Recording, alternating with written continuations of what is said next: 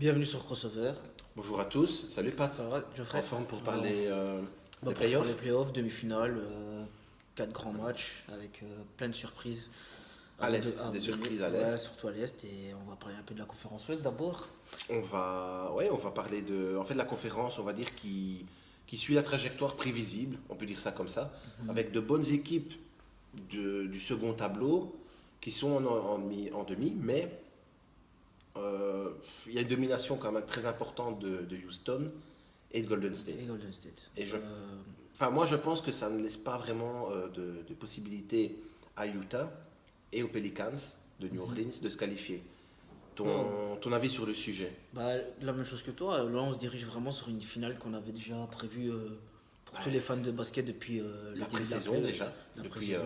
depuis le mois de juillet, C'est-à-dire août, une confrontation entre les Rockets et les Golden State, avec Utah qui essaye d'exister face aux Rockets, et puis de l'autre côté, les Pelicans aussi qui essayent de résister, mais qui face essaie de à- résister, mais c'est au Golden State, face à un ogre, on peut dire ça comme ça. Il y a le retour de Steph Curry, qui est très bien revenu, en plus, hein, bien en jambes, il fait ses stats, il prend les matchs à son compte, pardon. Et on a Kevin Durant. Alors je pense que tu as les stats de Durant. les stats de Durant, Ça fait mal, hein. ouais, 28 points, 8 rebonds, 4 passes. Quand tu C'est as un du mec, lourd, quoi. ouais, voilà, quand tu as un gars comme ça, déjà, tu sais pas faire grand chose. Mais quand en plus, tu as ce mec-là et qu'autour, tu as des Steph Curry, des Klay Thompson, Draymond Green, tu as un banc avec Sean Livingston, Iguodala, tu peux rien faire. Donc les Pelicans, ils sont courageux.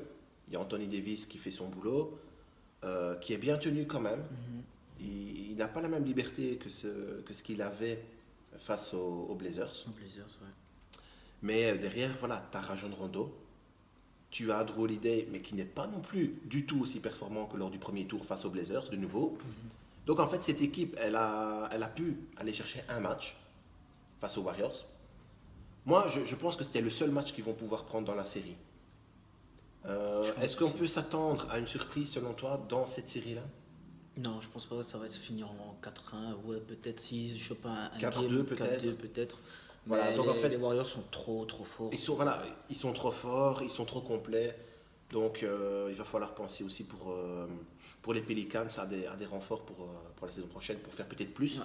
Le renfort justement qu'on attend, on en avait déjà parlé précédemment, C'est des donc on va pas s'étendre sur le sujet, mais c'est des Marcus ouais. Cousins. Le retour de Cousins Peut-être du gros, ouais, fera un bien fou. Et là, voilà, ils auront déjà une base énormissime avec l'expérience des playoffs de cette année. Moi, je trouve que c'est que du bonus pour cette Ouais, équipe des Pelicans. exactement. C'est une expérience magnifique pour Anthony Davis. Qui gagne enfin ses matchs en playoff aussi. Qui avait déjà fait des playoffs mais n'avait jamais gagné. Gagné. Là, il en a gagné, il a passé un tour. Donc, c'est que du bonheur C'est pour que lui du pour bonheur. les prochaines Et pour saisons. la franchise, ouais, Et pour la aussi. franchise, les fans, etc. Donc, pas grand-chose à attendre de plus du côté de cette série. Non, pardon. Et du côté des Rockets et de Utah, bon, on peut dire la même chose. On est pratiquement dans la même configuration, en fait. T'as une Avec un équipe, James Harden au top, Donovan Mitchell qui, un Chris Paul aussi encore très très fort. ouais, très fort, qui va peut-être enfin faire ses premières finales De conférence. Ce Voilà. qui est un exploit. Surtout qu'il a, Oui, en interview, il a plus dit. de 10 ans de carrière, ouais. donc c'est un exploit, oui. En interview, on lui a posé la question. Il a dit je vais pas trop en parler parce qu'on sait jamais, comme les saisons passées où il faisait des 3 puis battu en game 7. Là, il est resté humble et il s'est dit Il a, on fait verra ce qui se passe. il a fait de belles saisons, il a fait de beaux playoffs plusieurs années, mais à chaque fois ça partait un petit peu en eau de boudin et il n'a jamais fait ne fût-ce qu'une finale de conf. Donc arriver comme ça à ce stade de la carrière à 32, 33 ans maintenant, en finale de conf, c'est un exploit pour lui et je pense qu'il savoure le moment. Maintenant il a désolé, il a des stats très intéressantes. Très correct. Ouais. Donc il est quand même à 20 points, ça- 6 assists, un peu plus de 5 rebonds. Donc ce sont des stats, en fait, pour un gars de son âge, c'est plus que correct, hein, ce sont des stats parfaites, qui s'imbriquent très bien dans le collectif et qui permettent aussi à James Harden de toujours exister, de faire ses stats, de porter l'équipe sur ses épaules. Mais Chris Paul est un renfort plus, quoi. On peut dire ça comme ça. Ouais. Donc là aussi, on a une équipe des Rockets qui domine. Ils sont aussi à 3-1. Donc c'est le même score pour le moment dans la série que du côté Warriors. Là aussi, tu penses que ce 3-1 va se transformer en 4-1 ou il va y avoir une surprise du côté de Utah. Mais Utah a les armes pour peut-être un peu titiller et choper un deuxième game dans cette série. Même sans, je te coupe, même sans Ricky Rubio. Ouais, quand même. Mais Ou alors ça bon, repose sur Donovan Mitchell. Ça repose sur Donovan Mitchell et Rudy Gobert qui souffre beaucoup dans cette match-up avec Capella qui fait des grandes playoffs. Et, au rebond, il se fait avoir. Ouais, au rebond, il se fait Or que défoncer. Rudy est normalement un très bon rebounder, il est dans les discussions pour être meilleur défenseur de l'année. Ouais. Capella n'est pas dans ces discussions et est un petit peu sorti de nulle part, on va dire ça comme ça, alors que Rudy, ça fait maintenant plusieurs saisons qu'on le suit, qu'il fait des performances, qu'il est vraiment un joueur de base de cette équipe en fait. Le Jazz, après la perte de Gordon Hayward, a tout misé sur lui et sur quelques renforts bien entendu, mais Donovan Mitchell c'est une surprise, c'est un rookie et on ne s'attendait pas à ce niveau-là, donc même eux sont surpris. Ricky Rubio, il a fait une très belle saison et faisait de beaux playoffs, mais lui aussi c'est un petit peu une surprise parce qu'il n'était pas performant comme ça par le passé, donc tout a été construit autour de Rudy. Exactement. Et en fin de compte, c'est un peu juste parce qu'il se fait dominer par Clint Capella.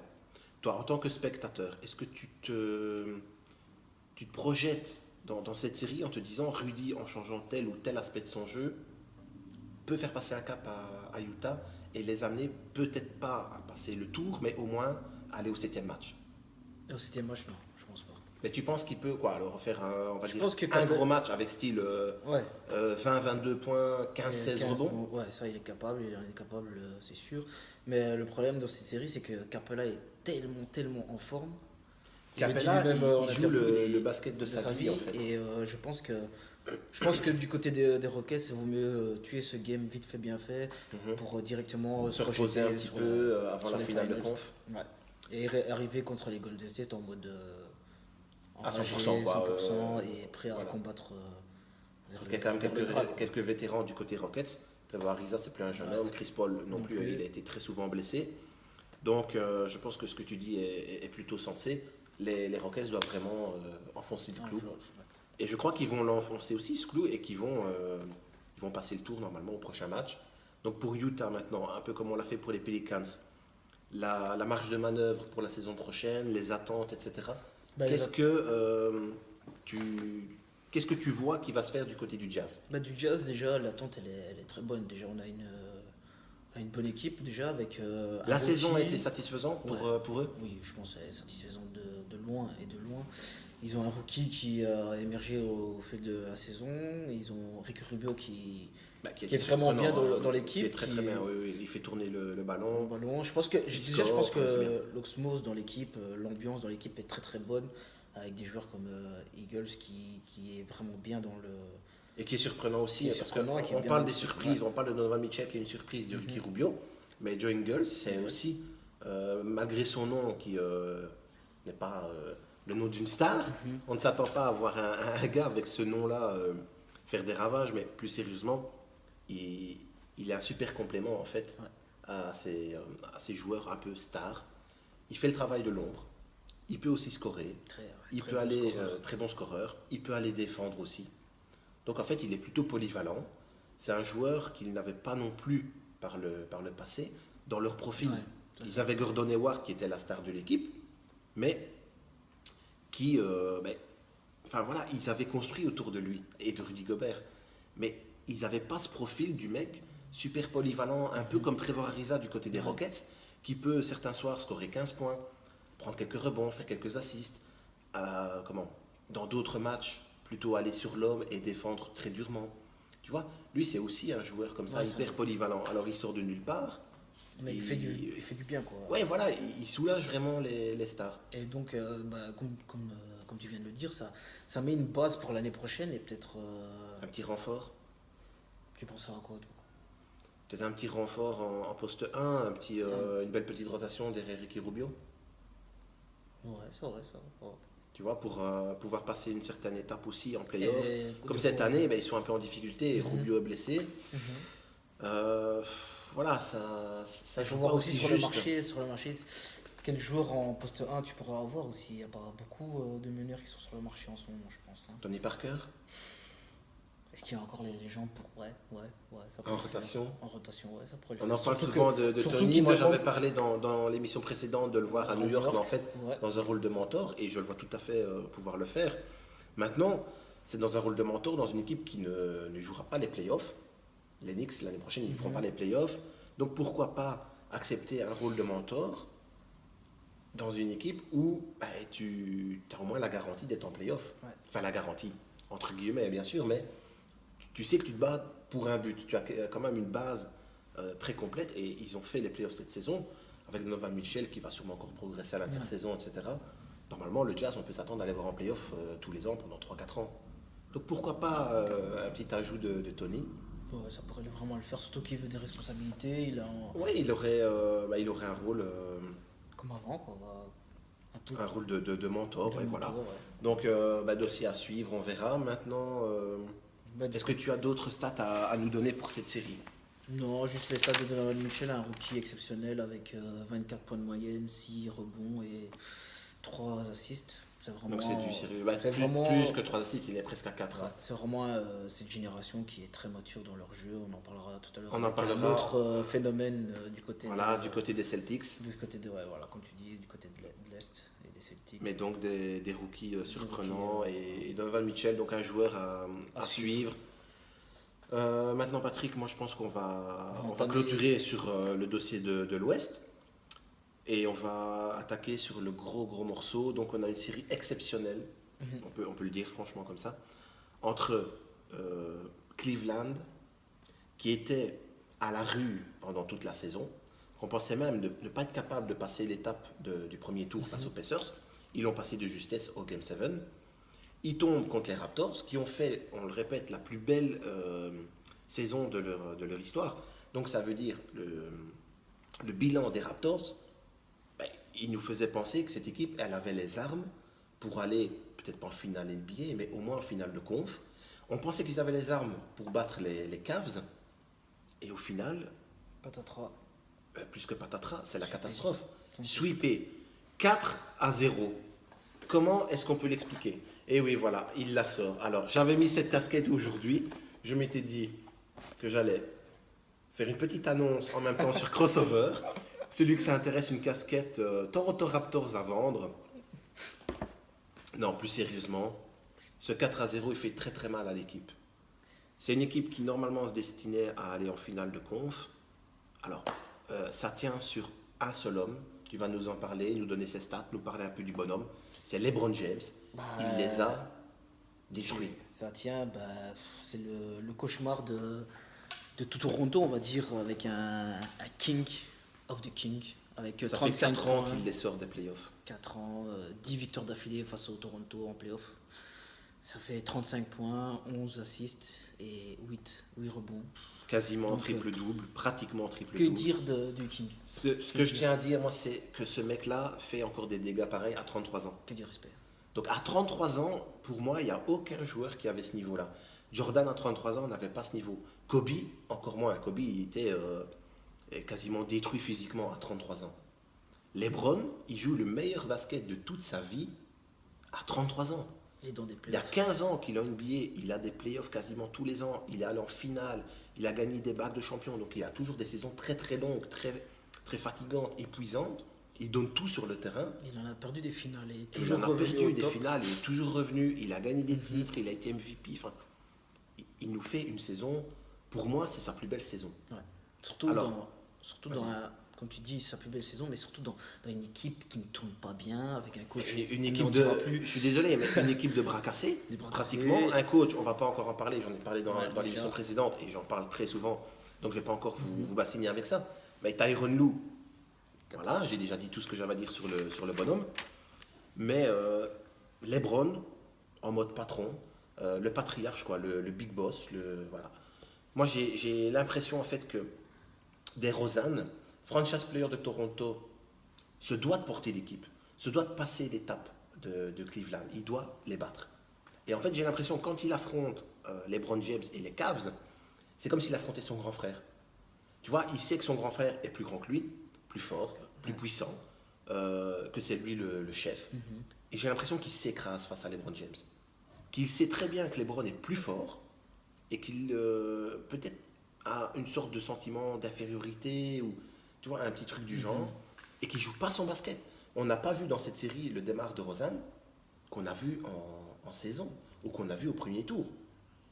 Bah, c'est vrai que, ne fût-ce que déjà, je pense, pendant la match-up, il est resté au quatrième carton sur le banc. Dans le Donc, game, il est dans même le pas game rentré. 3, dans le game 3, Dans le game 3, il n'est même pas rentré en quatrième. il n'a pas joué les 8 dernières minutes du Ouais, match. ce qui est pas normal. Ce qui n'est pas Ouais, normal, mais c'est le pas mec normal. n'était pas dans son match. Il Ouais. n'avait pas mis un seul tir à 3 points sur les 3 premiers matchs.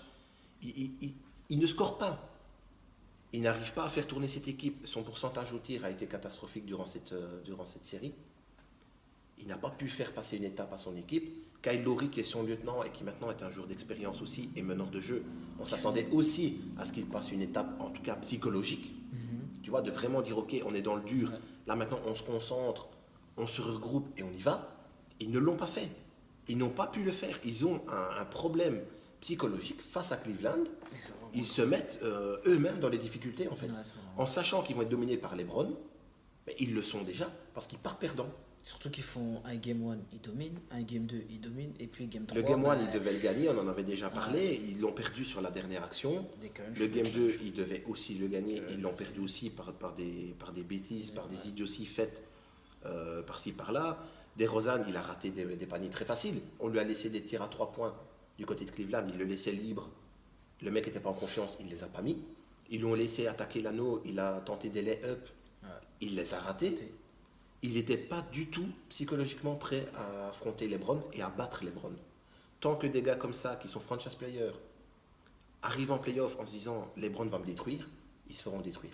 Surtout qu'il y a une stat énormissime du côté de ce match avec un James qui a 136 points, 33 rebonds, 45 assists. Et Donc le ça, c'est sur duo- toute la série. Hein. Donc toute la série. sur les 4 matchs, Et le duo, Laurie et DeRozan, 138 points, 30 rebonds, 46 assists. Ça veut dire qu'un homme, fait le boulot des Fait deux le en boulot fait. de deux. Et même C'est plus parce énorme, qu'au c'est niveau vraiment au niveau des rebonds, en fait, James en a pris plus. ce qui est vraiment. Au niveau des points, le duo en a mis 2 de plus. Et au niveau des assists, ils ont mis une assist en plus. Ils sont 2. Et ce sont 2 mecs d'un grand calibre, quoi. Ce sont Les mecs, c'est des ce sont All-Stars. des All-Stars. C'est des All-Stars. Des All-Stars indiscutables. À part peut-être Laurie, qui, bon, lui, a été All-Star, mais parce que voilà, il y a toute sa carrière qui est là, et donc il y a une reconnaissance aussi. Mais enfin, ce sont des All-Stars, multiples All-Stars. James, tout seul, il fait le boulot de 2 All-Stars. Et il leur botte le cul, et c'est du 4-0. Derrière, il y avait des Sergi Ibaka, il y avait Valanciunas. T'avais quand même des gars qui, normalement, pouvaient lui rentrer dans le lard, Et le banc. qui ne l'ont pas fait. Le banc avait été, entre guillemets, élu par la communauté NBA comme le meilleur banc de toute la ligue. Ils n'ont pas existé. Ils n'ont pas existé face à une équipe de Cleveland Emmené par un seul homme. emmené par un seul homme avec Kevin Love qui était performant 2 matchs. 2 matchs, ouais. Mais uniquement 2 matchs parce qu'au début de la série il était nulle part. Il a un petit peu sorti de sa boîte. C'est le crédit qu'on peut donner à Kevin Love. En gros, Oui, sur les 2 derniers matchs, mais pas sur les 2 premiers. Les 2 premiers, Kevin Love n'est nulle part. LeBron James, c'est un peu toute l'équipe qui les nous parle tue. aussi. Hein, pas justement Kevin Love, mais toute l'équipe. Mais en fait, J.R. toute Smith l'équipe aussi. repose sur Tristan sur Thompson, on en LeBron. parle même pas. Maintenant, il y a quand même un mec qui aussi a fait du mieux, c'est J.R. Smith. Ouais. Défensivement sur DeRozan, il a quand même été efficace, il a mis quelques paniers. Donc voilà, on va un petit peu clôturer sur cette série-là. Maintenant, juste une question, Patrick, par rapport à ce qu'on a vu des Cavs. Est-ce que tu penses qu'avec ce niveau de jeu de LeBron James et le niveau de jeu de l'équipe, ils peuvent battre l'équipe qui va affronter en finale de conf? Donc ce sera Boston ou Philadelphie? Je pense avec. Déjà ici, ils ont fait un sweep, donc ils auront. La confiance, elle est là. La confiance est là, ils auront du repos, ça c'est sûr. Pour LeBron, ça, il en faut parce qu'avec des stats pareils, il faut se reposer. Mais s'ils tombent contre les Celtics, ça va être vraiment dur parce que. Ça va être du physique. Parce que Ouais, les c'est- Celtics vont jouer ça va être physique. grosse Ils vont être défense. très emmerdants à battre de ce point de vue-là. Ils peuvent envoyer des mecs sur le dos de James. Ouais. On pense à Marcus Smart. On pense aussi à Jalen Brown. Alors Ford aussi. Alors Ford, qui peut se décaler, aller le Jason contrarier. Tatum qui peut aussi aller Jason défendre. Tatum, qui va aussi aller l'emmerder. Et, Marcus, et donc ça Marcus peut, Morris. ça peut switcher pendant tout le game en un va au game 1. Et puis il y a des petites fautes à mettre, tu vois, une petite faute par-ci par-là. Ils sont 4-5 comme ça qui peuvent se relayer dessus, donc ça va l'épuiser. Mais ce qui est l'avantage par rapport aux deux autres équipes, l'autre match de la conférence Est, c'est que au cas il y a l'expérience des finals. L'expérience des finals, l'expérience de James qu'il va transmettre à tout le monde aussi. Et ils ont déjà joué les finals, ils connaissent les momentum où il faut marquer, où il faut accélérer, décélérer le jeu.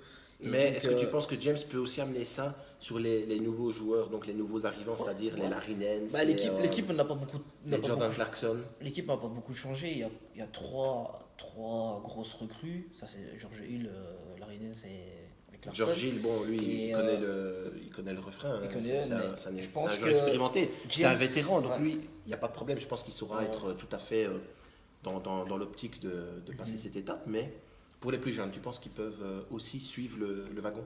Ouais, ils peuvent suivre le wagon d'office, ils sont obligés de suivre le wagon avec James, avec la pression qu'il donne, avec l'enthousiasme qu'il donne dans son jeu et le fait de toujours de se donner à 100%, je pense que ça va le faire. Ton pronostic alors? Je pense que Cleveland va aller en finale. Ils vont en finale NBA? En difficulté. En difficulté, mais ils iront en finale NBA. Ils iront en finale NBA. Donc ça, ce sera à suivre d'ici quelques semaines. On verra si Patrick a eu le bon feeling ou pas. Moi, je pense quand même que ça va être compliqué d'aller en finale NBA, à moins que James nous sorte encore des stats comme il vient de faire. S'il fait les mêmes stats, alors oui, il peut faire la finale.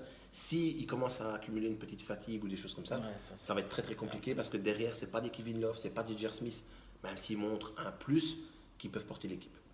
Maintenant, par rapport au dossier Cleveland, je pense qu'on a fait un petit peu le tour, on a dit ce qu'on avait à dire. On a une autre confrontation et qui est passionnante à suivre. Boston Celtics, Philadelphia Sixers. On en avait parlé dans la dernière émission où j'avais justement évoqué le fait qu'il y avait une grande rivalité entre ces deux équipes. Et en fait, la rivalité, elle n'est pas prête de s'éteindre. Même après cette saison, après ces playoffs, la rivalité, elle va être relancée à mort parce que ça joue dur. Très, très dur. Ça joue dur, ça fight beaucoup. Ça parle beaucoup aussi. Ça parle beaucoup, le public parle beaucoup aussi. Et puis, il y a une ambiance de folie, surtout quand ils jouent à Boston. Là, on sait que c'est le public qui est, aussi un public qui est chaud. À Philly aussi, il y a une grosse ambiance. Et puis, cette match-up, on peut dire quoi? On peut en sortir un homme, un seul homme, un rookie. Plus qu'un homme, mais... Surtout d'après toute leur saison avec la perte de Kyrie Irving. Gordon Hayward pour commencer, donc le renfort qui se blesse au premier match, quelques secondes après. Kyrie Irving qui se blesse juste avant les playoffs. Et puis, on a deux joueurs, Jaylen Brown. Et puis Jason Tatum. Non, on a trois joueurs. Pour moi, il y a aussi Terry Rozier. Terry Rozier qui, en fait, l'année passée, était le backup d'Isaiah Thomas. On ne l'attendait pas du tout à ce niveau-là. Là aussi, c'est une très, très, très grosse surprise. Il joue très dur. Il a mené la vie très dure avec Eric Bledsoe lors du premier tour. On s'en souvient, Eric Bledsoe qui avait notamment dit Terry Rozier, je ne connais pas. Et Charles Barkley qui lui a dit écoute, tu devrais connaître parce que c'est le mec qui te botte le cul tous les soirs. Depuis lors, en fait, le feu a été allumé, il ne s'éteint pas, quoi. Terry Rozier, il est en train de montrer à tout le monde son potentiel, les qualités. Ce sont des qualités dans le jeu d'attaque, de très bonnes passes, une bonne vision de jeu. Alors la hargne, il ne lâche pas un game. Il ne lâche pas son adversaire direct. Il défend dur. Il est même allé défendre sur Joel Embiid. Donc, alors que Embiid a au moins 20 cm passé à lui rendre. Donc, c'est un gars, lui aussi, qui nous surprend. Ouais, comme tu dis, c'est vraiment une équipe qui... Même toute l'équipe surprend. Parce que tu as aussi Allerford qu'on peut mettre en quatrième position. Par rapport à cette équipe, toi, tu nous pointes quels éléments qui font qu'en fait, dans la série, c'est 3-1. Boston mène 3-1. On pensait qu'ils allaient avoir beaucoup plus de difficultés que ça. Sur quoi ça repose? Il y a un élément qu'on ne parle pas beaucoup, je viens d'en parler, c'est Allerford.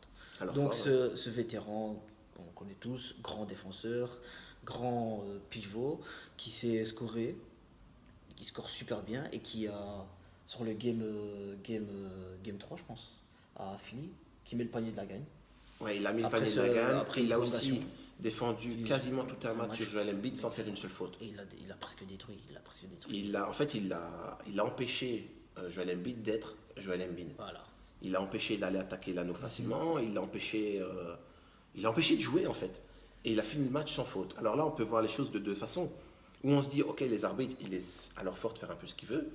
Ou on va dans l'autre sens en disant, Joel Embiid, il n'a pas pu contourner du tout Allerford. Moi, j'ai vu certains des matchs et honnêtement, ça a été bien sifflé. C'est plutôt correct. Donc, Allerford, avec son intelligence et son expérience, il défend très juste. C'est-à-dire, il ne va pas se coller directement à Joel Embiid pour dire d'aller, mettre des petits coups et des choses comme ça, d'aller prendre des fautes un peu bêtes. Mais il se place juste devant lui, toujours les bras levés. Dès que Joel Embiid tente un tir, s'il sent qu'il peut le contrer, il va le contrer. Si pas, il se repositionne pour essayer d'aller chercher le rebond. Donc c'est vraiment dans l'intelligence en fait, dans la maîtrise. Et ça, c'est grâce à Horford, bien entendu, qui est un joueur très très intelligent, mais aussi à Brad Stevens, le coach. Encore une fois, on en reparle, même si on en a déjà parlé plusieurs fois dans la saison. Mais c'est un coach qui, pour moi, est un génie du coaching. Il analyse énormément les adversaires, il sait comment conditionner ses joueurs pour affronter tel ou tel adversaire et répondre à telle ou telle situation de match-up. Est-ce que c'est un génie? C'est le coach en ce moment qui est au top du top. Je ne veux pas te couper, mais est-ce que, selon toi, c'est le nouveau coach, le nouveau Popovic? Popovic a été réputé aussi pour être un coach très intelligent et limite un génie du coaching. Si on pourrait dire que dans la nouvelle génération, on aurait un nouveau Popovic, est-ce que tu crois que Brad Stevens serait ce coach dans le même genre, quoi? J'aime pas trop comparer les coachs ou comparer les joueurs, mais on peut dire que Brad Stevens fait partie de cette graine de champion, graine de génie, coach Des tout grands, quoi. Qui font qu'on sent leur impact dans le jeu et leur moment où ils savent qu'est-ce qu'il faut faire pour détruire l'adversaire. Tu as des coachs par exemple comme Tyronn Lue qui se contentent de faire les changements et donc des remplacements, de donner 2-3 mois d'encouragement, etc. Certainement qui donnent des systèmes, bien entendu. Mais bon, j'aime bien de me moquer un petit peu de lui. Avec Russell Westbrook, c'est ma victime préférée. Mais là, avec Brad Stevens, on n'est pas du tout là-dedans. On sent vraiment que tout est réfléchi. Et même dans ce qu'il propose défensivement, tu vois, ça bouge tout le temps en fait. Tu as un gars qui va sur un joueur, boum, on switch, on va sur un autre, on attaque là-bas, on re-switch, c'est un autre qui va attaquer le porteur de ballon, et ainsi de suite. On coupe les lignes de passe, on va se battre au rebond. Enfin, c'est en fait un basket qui est en perpétuel mouvement, en attaque et en défense. Mais tout est maîtrisé. On a l'impression que les joueurs savent exactement ce qu'ils doivent faire, à quel moment, et aussi dans quelle situation. Et il a su s'adapter en perdant des éléments très forts de l'équipe aussi. Il a fait plus que s'adapter, il a relancé des mecs. Il a lancé des jeunes, il a relancé des vieux, et voilà, ce que ça fait, ça donne un Celtic qui était en début des playoffs, sorti de l'enfer, comme on l'avait dit là. On pensait vraiment qu'ils allaient avoir beaucoup de mal à passer les tours. Et maintenant, on parle d'un Celtic qui va peut-être normalement va aller en finale de conférence face à Cleveland. Peut-être un 4-1 ou un 4-2 à Philly. Donc c'est vraiment incroyable. Donc maintenant au niveau on va dire de l'historique de cette série, de ce qui se passe, je pense qu'on a fait un petit peu le tour aussi. Mais par contre tu as bien bossé cette fois, hein. Tu nous as préparé des stats. Et je sais que tu as des stats à nous donner, notamment de Jason Tatum. On a les stats de Jason Tatum pour le Game 3, 24.1, 2,5 au rebond, 2,0 à l'assist. Et puis on a le match-up entre deux rookies, Ben Simmons qui nous fait un Game 3 un peu tristounet avec un peu tristounet, un peu en dessous. 11,7 points, 6 passes et 7 rebonds. Donc du Ben Simmons. Mais c'est du Ben Simmons un peu moins en dessous quand même. Dommage pour lui qu'il n'a pas de shoot. Hein. C'est vraiment ça. Pas de tir à mi-distance, pas de tir à distance. Donc ça, c'est ce que je t'avais déjà dit il y a plusieurs semaines. Sa marge de progression, elle est là. Pour Ben Simmons, c'est le tir, bosser le tir pendant l'été. Et il y avait une petite stat aussi par rapport à Jason Tatum, c'est que c'est le 5e match à plus de 20 points. Ce qui est incroyable, ce qui est un record pour un rookie, ouais, absolument. C'est vraiment pour vous dire comment Jason Tatum est vraiment en train de mettre son impact dans ses playoffs et peut-être dans l'histoire de la ligue en fait. Et peut-être pourquoi pas devenir rookie de l'année, on sait jamais. Bon. Rookie de l'année. Certains qui votent Ben Simmons, d'autres qui votent Donovan Mitchell et d'autres qui voteront Jason Tatum. Voilà, en fait tous les trois c'est ce que tu avais dit il y a quelques minutes quand on en parlait au niveau de Donovan Mitchell. Tu avais dit voilà, il y a aussi des autres rookies. Ben voilà, tu viens de dire vraiment les trois mecs en fait qui se démarquent mais d'une façon incroyable, qui sont quasiment à un niveau déjà de mecs vétérans en fait. Tu dirais qu'ils ont de la bouteille depuis 3-4 ans. On dirait que c'est leur 5e saison quoi. Voilà, c'est leur toute première saison et ils sont en train de casser des gueules. Donc voilà, moi je tiens juste à dire voilà, qu'on a fini cette émission sur la prévision de la finale de conf. Donc on a parlé des demi, ça se termine, normalement il n'y aura pas de grosses surprises. Donc on va vous présenter, on ne sait jamais, mais normalement le destin est plus ou moins déjà tracé pour nos équipes. Donc on va vous refaire une émission d'ici plus ou moins une semaine pour bien aborder la finale de conf, enfin les finales de conf. Ouais. En attendant, on vous souhaite le meilleur. Suivez toujours Crossover sur Facebook, Et sur YouTube. sur YouTube, suivez la NBA. Continuez à vous passionner, continuez à nous suivre. On vous remercie vraiment de tout notre cœur, de tout ce que vous voulez, de nous suivre. On vous dit à très bientôt. Patrick, Et sur les antennes de Crossover surtout. Patrick, à très bientôt aussi. Ouais. On ne lâche pas l'affaire, on ne lâche pas. Crossover for life.